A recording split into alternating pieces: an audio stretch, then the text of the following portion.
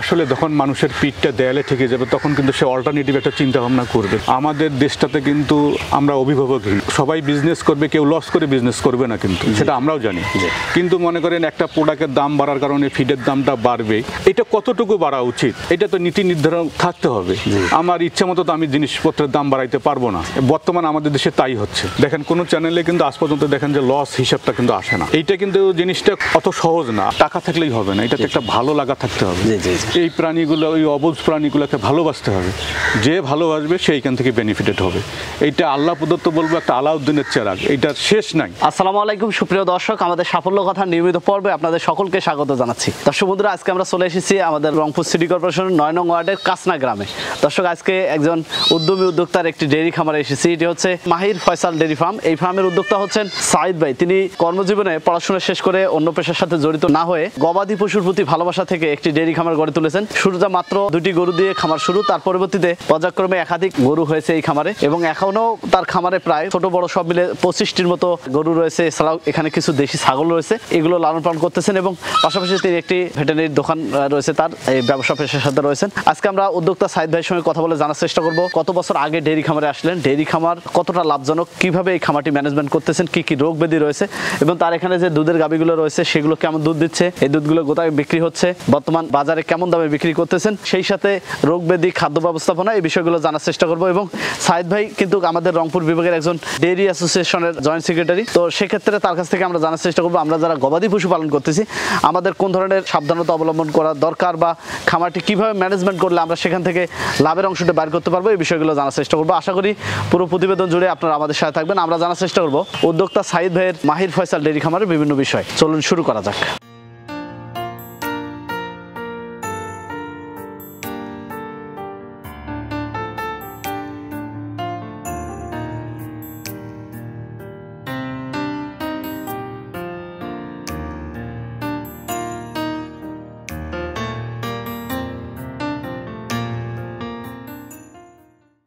সাইদ ভাই, আসসালামু আলাইকুম। ওয়ালাইকুম আসসালাম। কেমন আছেন? আছি আলহামদুলিল্লাহ। এই আপনার খামারে চলে আসলাম। জি, কি অবস্থা, কি করতেছিলেন? এই তো গরুর সাথে আছি। আচ্ছা, বস আমার। এটা বস না? হ্যাঁ, নাম এটা কোন জাতের? এটা ব্রাহ্মা জাত। কতদিন থেকে আছে এখানে? এটা আমার এখানেই বাচ্চা হয়েছে, ও একটাই পাইছি আমি অবশ্য। নাম বস দেওয়ার কারণটা কি? রাখলাম বস, এর গেটআপ টেটআপ অন্যরকম, খামারের মধ্যে সেরা, ওই জন্য রাখলাম যে বস। তো এখন কয় দাঁত এটা? 4 দাঁত। 4 দাঁত। হ্যাঁ। কি এবার কোরবানিতে যাবেন? এবার কোরবানিতে টার্গেট আছে, ওইভাবে প্রিপারেশন নিচ্ছি আর কি তৈরি করার জন্য। এখন ওজন কত? 1200 কেজি। কোরবানি আসলে তো আরো বাড়বে ইনশাআল্লাহ। এখন থেকে তো পার ডে মনে হয় 1 কেজি প্লাস হচ্ছে আর কি। দৈনিক 1 কেজি করে হ্যাঁ, বাড়তেছে। এই বসকে কি খাওয়াচ্ছেন এখন? বসকে আমি রেডি ফিডও দেই, পাশাপাশি আমি নিজস্ব ম্যাশ ফিড তৈরি করি, ওইটা দেই, তারপর সাইলেস খাওয়াই, খড় তো আছেই। এর তো শরীরটা এখনই মোটা সোটা হয়ে গেছে, আরো কি বাড়বে মাংস? হ্যাঁ, এর তো গ্রোথ হবে এখন তো খাবার দিচ্ছি। আচ্ছা, মানে আমার টার্গেট ছিল যে 4 মাস থেকে এর মোটামুটি খাবারগুলো আস্তে আস্তে বাড়াই দিচ্ছি এখন আর কি। দাম নির্ধারণ করা হয়েছে না? কিভাবে নির্ধারণ করবো, এখনো তো ওয়েট তো আল্লাহ দিলে আরো হবে, তারপরে না নির্ধারণ করবো। এখন যদি সেল করতাম তখন বাজেটটা নির্ধারণ করতাম যে এখন এটা হইলে ছাড়বো। আচ্ছা, খামারে তো দেখতে পাচ্ছি ছাগল বকনা একই সঙ্গে খেলা করতেছে। হ্যাঁ, খেলা করতেছে। এগুলো কি ছেড়ে দেওয়া হয়? ছেড়ে দেওয়া হয়, হ্যাঁ। মোটামুটি তথ্য নির্ভর ভাবে খামার পরিচালনা করতে চাচ্ছি আর কি। গরুর গলায় সব সময় দড়ি থাকবে না, গরুকে খেলাধুলা করার মতো জায়গা যতটুকু আমার এবিলিটি আছে ওই অনুযায়ী আর কি দিচ্ছি আর কি। এটা আবার ঢুকানোর পর আবার ওই ঘর থেকে গাবিও ছাড়বো, আমার জায়গাটা কম। না হলে তো আমি গরু ছেড়েই পালতাম একদম সব গরু। চেষ্টা আছে ইনশাল্লাহ যদি অদূর ভবিষ্যতে যদি করানো যায় আর কি। গরুগুলো আমরা ছেড়ে দিলে গরু দেখবেন যে গরু লাফালাফি করে, গরু খুশি হয় আর কি খুব। খামার তো পিওর দেশি ছাগল দেখতে। জি, ইংল্যান্ড ব্ল্যাক বেঙ্গল। বাহ বাহ, খুবই সুন্দর। কতগুলো আছে ব্ল্যাক বেঙ্গল? ব্ল্যাক বেঙ্গল আমার কাছে আছে 32টা, বাচ্চা কাচ্চা সহ আর কি। খামারের পাশাপাশি ব্ল্যাক বেঙ্গল যুক্ত হলো কিভাবে? আমার ওয়াইফের কারণেই হয়েছে অবশ্য। ও শখ করে 2টা নিছিল, 2টা নেওয়ার পর দেখলাম যে আবার আমি প্রাণী সম্পদে যাতায়াত আছে আমার, হ্যাঁ, অফিসে আমি যাতায়াত করি, তখন দেখি যে ওনাদের কাছে ব্ল্যাক বেঙ্গল পাটা আছে। তখন আবার আমি ওনাদের সঙ্গে যোগ করলাম, কোনো সমস্যা নাই। ওনাদের অনুপ্রেরণায় আস্তে আস্তে ব্ল্যাক বেঙ্গল আমি দেই আর কি। ব্ল্যাক বেঙ্গল দেওয়াতে দেখি যে না, প্রোডাকশন তো মাশাআল্লাহ খুব ভালো, বছরে 2বার বাচ্চা পাওয়া যায়। তার মানে 2টা থেকে এখন 32টা। তারপরে তো সেল আছে, সেল তো করা হয়েছে। হ্যাঁ, এগুলো কি খাচ্ছে? খড় খায়? খড় খায় গরুর মতোই। আমি কিন্তু বাড়তি কোনো খাবার দেই না, গরুর যেটা খাবার সেটাই, ভুসি ফিড এটাই চলছে আর কি। গাভীর সেট কোনটা? এই পাশে গাভীর সেট আমার সামনে। এখানে কতগুলো গাভী গরু আছে? এইখানে 7টা আছে। এগুলো সবগুলো কোন জাতের? এগুলা ফ্রিজিয়ান। বললাম যে কানাডিয়ান সিমেন্ট দেওয়া ছিল, ওই কানাডিয়ান সিমেন্টে আমার আসছে আর কি। আমার নিজস্ব, এখানে যা দেখবেন সব আমার নিজস্ব তৈরি আর কি, আমার নিজস্ব খামারে উৎপাদিত। এই চারিগুলোতে কোনটাতে খাদ্য একসাথে, পানি একসাথে না আলাদা আলাদা? আলাদা আলাদা একটু, একটাতে খাদ্য একটাতে একটা পানি। হ্যাঁ, এটাতে আবার সাইলেজ যখন দেবো তখন এটাতে দিব। এটা সাইলেজ দেবে? জি। এটা অন্য কালার দেখতে পাচ্ছি, এটা হলো জার্সি। এখন এগুলো কেমন বয়সের এগুলো গরু? এগুলা 2 দাঁত 4 দাঁত, এর বেশি নাই আমার কাছে। 2-4 দাঁত না? কেমন দুধ পাচ্ছেন এগুলার? দুধ মাশাআল্লাহ আমার 15 নিচে কোনো গরু নাই বর্তমান। আচ্ছা, এখন দুধ দিচ্ছে কয়টা গাবি? দুধ এখানে দিচ্ছে আমার 7টা, তার মধ্যে আবার গাব আছে। আমার খামারে কিন্তু আমি ইয়ারলি একটা বাছুর পাই আর কি। এটা রেজিস্টার মেইনটেইন, যেমন এটা সেদিন বাছুরের বয়স 2 মাস, আমি কিন্তু এটাকে বীজ দেওয়াইলাম আবার। এটা 2 মাস বয়স হয়েছে বাছুরের, তাতে বীজ দিয়ে দিছে? বীজ দিয়ে দিছি 60 দিনের দিকে যা। তার মানে প্রতি বছরে একটা করে বাছুর পাচ্ছেন? ইনশাআল্লাহ আমার খামারে এটা আছে আর কি, প্রতি বছরে ইয়ারলি একটা বাছুর আর কি। তাহলে একটু ভেতরের দিকে যাই দেখি। হ্যাঁ যান, সমস্যা নেই ইনশাআল্লাহ। খুবই পরিষ্কার দেখতে পাচ্ছি। জি। এখানে দেখতে পাচ্ছি আধুনিক যন্ত্র, মিল্কিং মেশিন। জি জি। এটা সুবিধাটা কি পাচ্ছেন? হাতের স্পর্শ ছাড়াই দুধ হচ্ছে। তাছাড়া সুবিধা হচ্ছে কি, এখন কিন্তু ম্যান পাওয়ারের খুব সমস্যা, আবার গাভী শেখাটা এক্সপার্ট লোক ছাড়া হবে না। এই কারণে যারা গাভী শিখতে জানে তাদের ডিমান্ডটা অনেক বেশি, আমরা তাদের কাছে জিম্মি হয়ে যাই আর কি। এই জিম্মি দশা থেকে আমাদেরকে মুক্তি দিচ্ছে আর কি এই আধুনিক যন্ত্র আর কি। এটা দিয়ে কত মিনিট লাগে একটা গাভী শিখতে? 4-5 মিনিট। 4-5 মিনিটে হয়ে যায়? 4-5 মিনিটে হয়ে যায়। এগুলো কি বাটে লাগাই দিতে হয়? হ্যাঁ, বাটে লাগাই দিতে হয়। এটাতে সুবিধা হলো কি, এক প্রেসারে গাভীর আপনি দুধ দোহাচ্ছেন, কোনো সমস্যা নেই। আবার যখন আপনি হাতে টানবেন, যদি গোয়ালা পরিবর্তন হয়, একজন এক একভাবে প্রেসার দেয় আর কি। এতে কি হয়, গরুর কিন্তু ভেনের মধ্যে কিন্তু সব টিস্যু থাকে আর কি, আডারের মধ্যে। এটাতে টিস্যু ছিঁড়ে যায়, যার কারণে আমাদের দুধের প্রোডাকশনও কমে যায়। এই ক্যানটাতে কত লিটার দুধ ধরে? এটা 25 লিটার ক্যাপাবিলিটি। এই যন্ত্রটার দাম কেমন পড়ে? এটা মার্কেট প্রাইস হলো 52,000। এই সেটটাতে কি আছে? এই সেটটাতে যে প্রেগনেন্ট গরু আছে, পাশাপাশি আবার বকন গুলান আছে আমার। এটা কি? এটা কোন? এটা ব্রাহ্মার বকনা বাচ্চা আর কি, মেয়ে বাচ্চা আর কি। আর এটা? এটা সরকারি 75%। এখন অনেক উচ্চতা হয়ে গেছে। হ্যাঁ। কোন জাত এটা?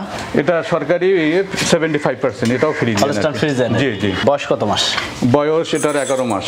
11 মাস। সিমেন্ট দেওয়া হয়েছে না এমনি? না না, সিমেন্ট দেওয়া হয়নি, সিমেন্ট এটাকে দেওয়া হয়েছে। এটা কোন জাতের?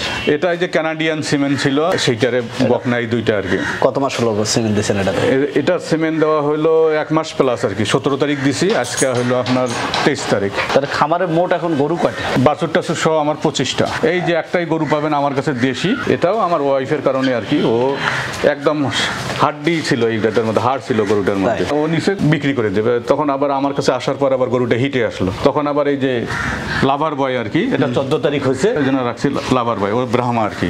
আচ্ছা, ব্রাহ্মার বীজ দিছিলাম? ব্রাহ্মা বীজ দিছিলাম, এই কারণে রাখা আর কি দেশি গরুটা। আচ্ছা, আর এই পাশে এগুলো দেখতে পাচ্ছি, এটা হইলো জার্সি। এটা অনেকে মনে করে যে জার্সির কালার শুধু লাল কালারই হবে, আসলে সেটা না। এই যে বাস্তব প্রমাণ হলো এটা কালোও হয়। আর জার্সির একটাই গুণ ভালো, জার্সির দুধের লেয়ার ভালো। ছোট গরু হবে কিন্তু দুধ ভালো দেবে। দুধ ভালো। এটা কত লিটার? এটা 19 লিটার পর্যন্ত আমি পাইছি। পাশেরটা এটা ফ্রিজিয়ান। পরের ওই সেটে কি রাখছেন? পরে ওই সেটে বাছুরের সেট আছে, পাশাপাশি আমার দামড়ার সেটও আছে। খামার তো দেখলাম খুবই ভালো। গবাদি পশু পালনে আসা কেন, কিভাবে শুরু হলো খামার জগৎ? আমি ঢাকায় পড়াশোনা করছিলাম। হ্যাঁ, আমি গ্রাজুয়েশন কমপ্লিট করার পর কম্পিউটার ডিপ্লোমা শেষে ঢাকায় গেছিলাম। ঢাকায় থাকতে থাকতে আমার ঢাকায় ভালো লাগে না। তারপরে এসে আবার চিন্তা ভাবনা করলাম যে নিজস্ব জায়গায় কিছু করা যায় কিনা। তখন আমি আলুর প্রজেক্ট করি। আলুর ওই সময় আমি জমিতে গোবর ব্যবহার করতাম। এই গোবরের দাম তখন অনেক ছিল। তখন ভাবলাম যে গোবরের যে টাকা দিয়ে আমি বছরে কিনি, এইটাতে হয়তো আরো কিছু ভর্তুকি দিলে আমি গরু থেকে গোবরটা অটো পাবো, আমার গরুগুলানো হবে। এই চিন্তা ভাবনা থেকে আমার খামারে আসা আর কি। আর এমনিতে আমাদের পৈতৃকভাবেই গরুর ছিল। কত সালের দিকে? এটা 2011 সালের দিকে। খামার শুরুটা কয়টা গরু দিয়ে হলো? খামার শুরু আমার 2টা গরু দিয়ে শুরু করছিলাম। আমি দেশি গরু দিয়ে শুরু করছিলাম, দেশি গরু বিক্রি করে 2টা গাভী কিনছিলাম। এই 2টা থেকে আল্লাহর রহমতে এখন এই পর্যায়ে আসছি আর কি। তো বর্তমানে খামারটি কিভাবে ম্যানেজমেন্ট হচ্ছে? দেখাশোনার কাজগুলো বা? দেখাশোনা কাজ একটা ছেলে থাকে, আর আমি নিজেই সকাল বিকাল 2 বেলায় নিজে দেখাশোনা করি আর কি। খাদ্য ব্যবস্থাপনার দিক থেকে? খাদ্য ব্যবস্থাপনা আমি নিজে বলছি যে নিজে ম্যাশ ফিট তৈরি করি, পাশাপাশি আমরা রেডি ফিটও হালকা করে দেই। এই কারণে দেই যে রেডি ফিটে যেটা থাকে পরিমাণ কম দেই, কিন্তু এটা তো আমরা সব কিছু মেনটেন্স করতে পারবো না, যেটা ওর চাহিদা অনুযায়ী দরকার। ম্যাশ ফিট তৈরি করবার যতটুকু ঘাটতি থাকে সেটা থেকে আশা করি আসে আর কি। ম্যাশ ফিটে কি কি দিচ্ছেন? ম্যাশ ফিটে বিভিন্ন ধরনের একটা মিক্সার করি আমরা, যেমন ভুট্টা, গমের ভুসি, সয়াবিনের খোল, মসুর, বিভিন্ন ধরনের মিনারেলস, ভিটামিন চলে আর কি। পাশাপাশি আমি আমার খামারে রুমেনিটা এমনি নর্মালি খাওয়াই গরুকে। আমি এই জিনিসটা দেখছি যে পেটের সমস্যা আমার গরুতে নেই। আমি কিন্তু 20 কেজির বস্তা আমার শেষ হলে আমি আবার নেই, যেহেতু আমার ভেটেনারি দোকান আছে। আমার কাছে মনে হয় আমার এটার পাশাপাশি ওইটা একটা আশীর্বাদ স্বরূপ আর কি। গাভী যেগুলো দেখতে পাচ্ছি আলহামদুলিল্লাহ প্রত্যেকটা হয়তো 15-20 লিটার দুধ দেয়। তো যেগুলো দুধের গাভী ওগুলোকে দৈনিক কতটুকু খাদ্য দিচ্ছেন বা তাদের বডি অনুযায়ী দিচ্ছেন না দুধের জন্য দিচ্ছেন কিভাবে? বডি ওয়েটের জন্য একটা রেশিও রাখি আর আমরা দুধের হিসাবে একটু খাবারটা দেই আর কি।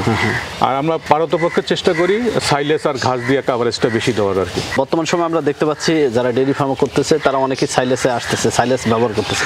সাইলেসের সুবিধাটা কি? আসলে যখন মানুষের পিঠটা দেয়ালে ঠেকে যাবে তখন কিন্তু সে অল্টারনেটিভ একটা চিন্তা ভাবনা করবে। আমাদের দেশটাতে কিন্তু আমরা অভিভাবকহীন। আমি নিজেও একজন ডেইরি অ্যাসোসিয়েশনের জয়েন্ট সেক্রেটারি রংপুর বিভাগের। আমরাও চেষ্টা করতেছি যে কিভাবে এটার অল্টারনেটিভ তৈরি করা যায়। সবাই বিজনেস করবে, কেউ লস করে বিজনেস করবে না কিন্তু, সেটা আমরাও জানি। কিন্তু মনে করেন একটা প্রোডাক্টের দাম বাড়ার কারণে ফিডের দামটা বাড়বে, এটা কতটুকু বাড়া উচিত এটা তো নীতি নির্ধারণ থাকতে হবে। আমার ইচ্ছে মতো তো আমি জিনিসপত্রের দাম বাড়াইতে পারবো না। বর্তমান আমাদের দেশে তাই হচ্ছে। এই কারণে মনে করেন আমরা অল্টারনেটিভ চিন্তা ভাবনা করতেছি। আমরা জিম্মি দশায় থাকবো না, জিম্মি থেকে মুক্তি হব। জিম্মি থেকে মুক্তি হওয়ার একটাই প্রধান কারণ হলো যে তখন আমরা স্বাধীনভাবে চলতে পারবো, আমাদের কস্টিংটাও কমে আসবে। এই কারণে আমরা মনে করেন ঘাসের প্রজেক্ট বেশি করে করার চিন্তা ভাবনা করতেছি আর সাইলেসের দিকে আমরা ঝুঁকছি। যখন আমরা সাইলেসে যাইতে পারবো তখনই কিন্তু আমরা আমাদের কস্টিংটা অনেক কমায় নিয়ে আসবো। তখন আমরা পর নির্ভরতা যেটা ফিডের উপর নির্ভর করতে হচ্ছে, দানাদার খাবারের উপর নির্ভর করতে হচ্ছে। দেখেন এমন একটা সিন্ডিকেটের মাধ্যমে আমরা পড়ছি, যখনই আপনার মনে করেন দানাদার খাবারের ফিডের দাম বাড়ে যায় তখন আবার আপনার যে ম্যাশ ফিড তৈরি করবেন ওটারও মনে করেন নিত্য প্রয়োজনীয় যেটা জিনিস ওটারও দাম অটো বেড়ে যাচ্ছে। এই কারণে আমাদের এই মনে করেন সাইলেসের দিকে ঝোঁকা আর কি। এখন কি পরিমাণ দুধ পাচ্ছেন খামারে? 110-15 লিটার দুধ আসছে। কোথায় বিক্রি হচ্ছে? নিজস্ব ভেটেনারি দোকানেও আছে। আমি দোকানে বিকেলবেলার দুধটা বিক্রি করি। আগে অবশ্য করতাম না, আগে চিলিং সেন্টারগুলোতে দিতাম। আমার জায়গাও চিলিং সেন্টার ছিল, যেহেতু তারা দুধের রেটটা বাড়াচ্ছে না এই কারণে এলাকায় মনে করেন আস্তে আস্তে তাদের দুধের কালেকশনটা কমে যাচ্ছে।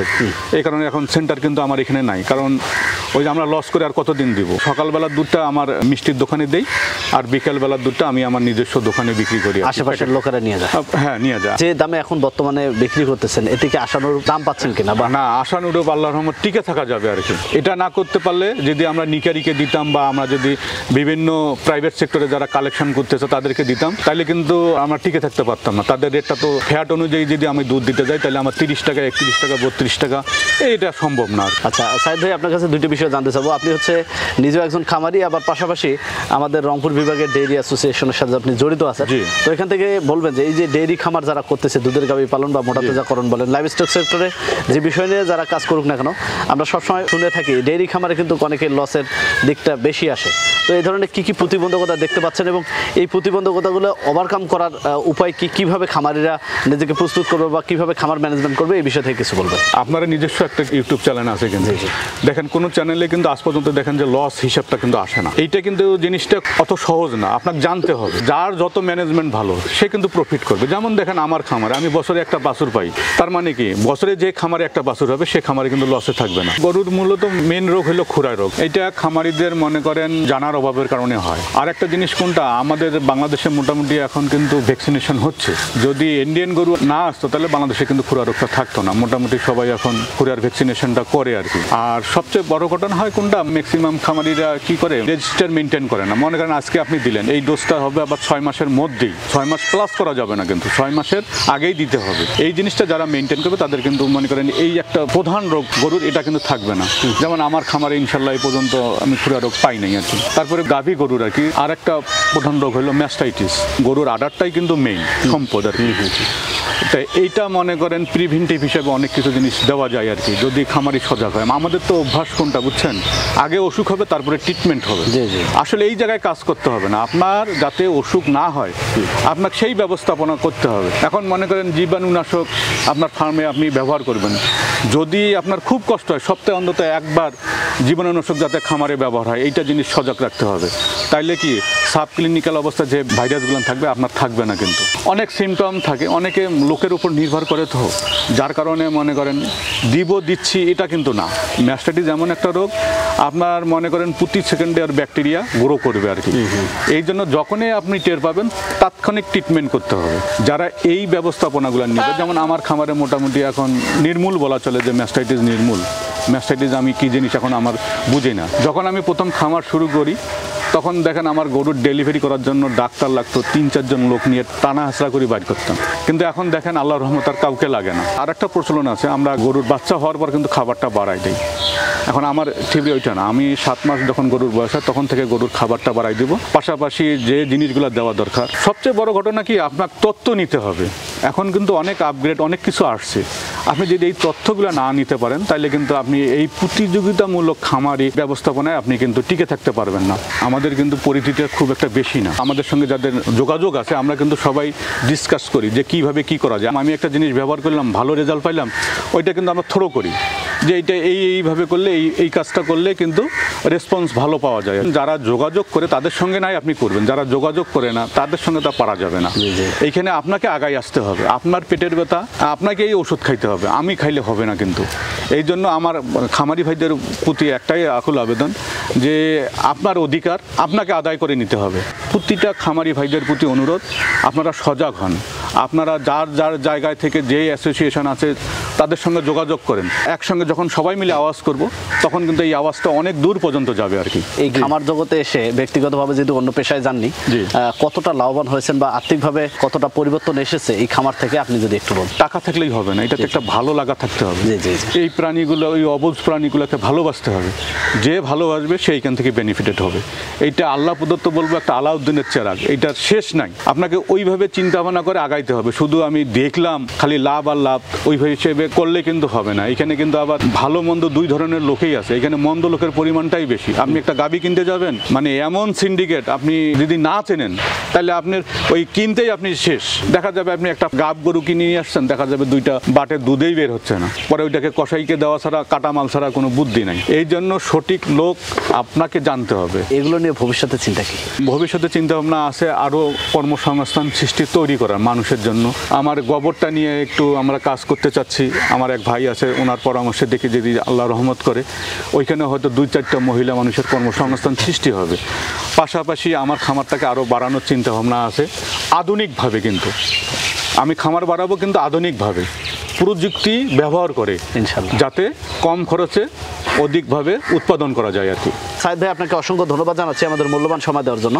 আমরা আপনার শারীরিক সুস্বাস্থ্য কামনা করছি, সেই সাথে এত সুন্দর একটি পরিকল্পিত খামার গড়ে তুলেছেন, যে লক্ষ্য নিয়ে করা সেটি বাস্তবায়ন হবে এবং ভবিষ্যতে এটি আরও বড় হবে এই আশাবাদ ব্যক্ত রেখে আমাদের দর্শক বন্ধুদের পক্ষ থেকে আবার অসংখ্য ধন্যবাদ জানিয়ে শেষ করছি। আসসালামু আলাইকুম। ওয়ালাইকুম আসসালাম, আপনাকেও অনেক ধন্যবাদ। দর্শক বন্ধুরা, এতক্ষণ থেকে কথা বলছিলাম সাইদ ভাইয়ের সঙ্গে, তার খামারের বিভিন্ন বিষয় জানার চেষ্টা করছি, সেই সাথে আমরা যারা গবাদি পশু পালন করতেছি কিভাবে খামারটি ম্যানেজমেন্ট করবো সেই বিষয়গুলো জানার চেষ্টা করছি। এখানে বিশেষ একটি দিক খেয়াল করেছি, তার এখানে যে খামার রয়েছে, যেহেতু খামারটি একবারে গ্রাম পর্যায়ে নিরিবিলি পরিবেশে খামারটি, সেক্ষেত্রে খামার ম্যানেজমেন্টের ক্ষেত্রে তিনি গরুগুলোকে ছেড়ে পালন করতেছেন। ছেড়ে বলতে দিনের একটা ভাগ তিনি গরুগুলোকে ছেড়ে দেন। এতে করে গরু যখন চলাফেরা করে তখন গরুর কিন্তু খাদ্য গ্রহণ ক্ষমতা বেড়ে যায়, রোগ প্রতিরোধ ক্ষমতা সম্পন্ন হয়। এছাড়াও ছাগল দেখতে পাচ্ছেন খোলামেলা লালন পালন হচ্ছে, ন্যাচারালি এখান থেকে খাদ্য পাচ্ছে, তারা বড় হচ্ছে এবং বাচ্চাও দিচ্ছে অধিক পরিমাণে।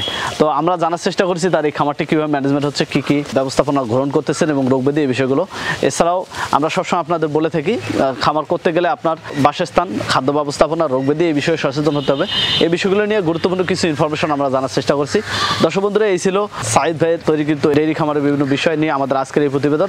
আপনাদের আশেপাশের সফলতার গল্পগুলো আমাদের জানিয়ে দিন। আমাদের সাফল্য কথা টিপ চলে যাবে আপনাদের কাছে। ধন্যবাদ সবাইকে।